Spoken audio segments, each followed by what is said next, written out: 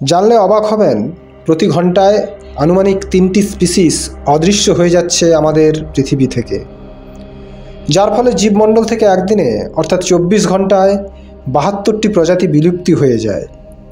এই বিলুপ্তির প্রবণতা সময়ের সঙ্গে সঙ্গে খুব দ্রুত গতিতে লাফিয়ে লাফিয়ে বাড়ছে, যেটা ইঙ্গিত করে গণবিলুপ্তি বা মাস এক্সটিংশনকে।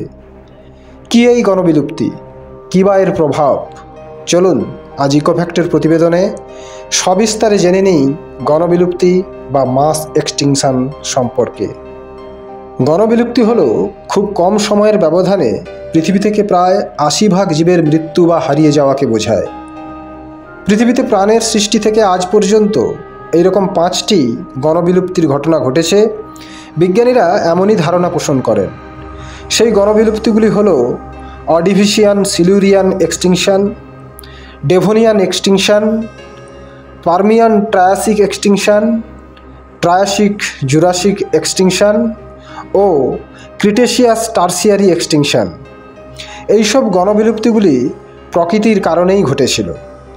প্রকৃতির নিয়ম অনুসারেই পৃথিবী আবার জীববৈচিত্র্যে ভরে ওঠে।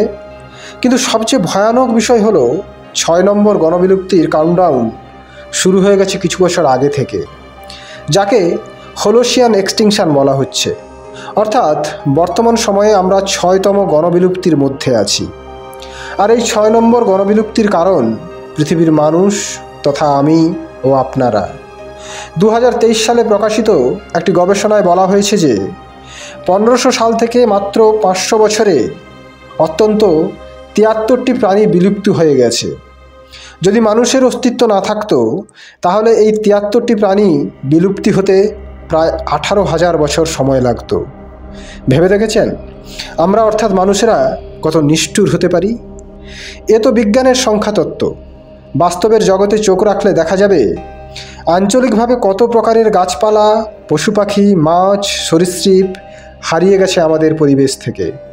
এবং এই হারিয়ে যাওয়ার প্রবণতা ব্যাপকভাবে বৃদ্ধি পাচ্ছে বহুগুণ হারে, যা গণবিলুপ্তিকেই ইঙ্গিত করে।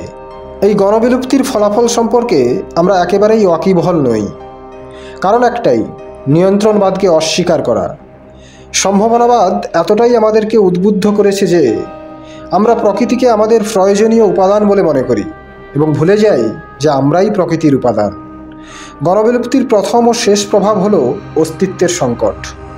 অর্থাৎ প্রারম্ভিক পর্যায়ের ফলাফলগুলি ধীর গতিতে কার্যকর হতে থাকবে এবং তার ক্রিয়া বা প্রভাব সময়ের সঙ্গে সঙ্গে তীব্র থেকে তীব্রতর হবে। বর্তমান সময়ে আমরা 6তম গণবিলুপ্তির প্রারম্ভিক পর্যায়ে রয়েছি। তাই ফলাফলগুলি আমরা অনুধাবন করতে পারলেও সরাসরি অস্বীকার করে যাচ্ছি। দু একটি উদাহরণ দিলে বিষয়টি পরিষ্কার হবে। প্রথমত, আধুনিক চিকিৎসা ব্যবস্থা থাকা সত্ত্বেও পরিবার পিছু মারণ রোগে আক্রান্ত রোগীর সংখ্যা দ্রুত গতিতে বৃদ্ধি পাচ্ছে। দ্বিতীয়ত, প্রাকৃতিক দুর্যোগগুলির ক্ষমতা ও সংখ্যা উত্তর বৃদ্ধি পাচ্ছে। তৃতীয়ত, অজানা রোগ বা অসুখের সম্মুখীন হচ্ছে মানব সমাজ, যা মহামারী বা অতিমারীর আকার ধারণ করছে। লাখ লাখ মানুষ মারা যাচ্ছে। আরও অনেক উদাহরণ আছে, কিন্তু এইগুলি থেকেই আমরা নিশ্চিত হতে পারি গণবিলুপ্তির ফলাফল সম্পর্কে। ইচ্ছাকৃত বা অনিচ্ছাকৃতভাবে আমরা প্রতিনিয়ত পৃথিবীর বুক থেকে বেশ কয়েকটি প্রজাতিকে বিনষ্ট করে দিচ্ছি।